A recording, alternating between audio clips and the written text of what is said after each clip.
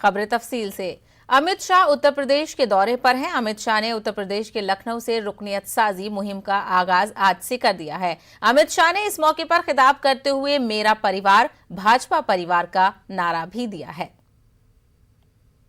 एक हिसाब जरूर आप हमारा भी हिसाब मांग सकते हो। योगी जी है, योगी जी से मांगिए, हमारे प्रदेश अध्यक्ष से मांगिए, हमारे उप मुख्यमंत्री से, जो हिसाब मांगना है मांगिए। मगर मैं एक हिसाब अखिलेश जी से मांगना चाहता हूं कि 5 साल में आप विदेश कितने दिन रहे, इसका हिसाब जरा लखनऊ की और उत्तर प्रदेश की जनता को दे दीजिए।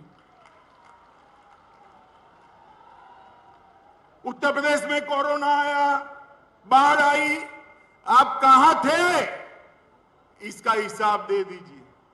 मित्रों, ये लोगों ने शासन स्वयं के लिए, परिवार के लिए और ज्यादा से ज्यादा सोच बहुत बड़ी हो गई तो अपनी जाति के लिए किया है, इसके अलावे किसी के लिए शासन नहीं किया।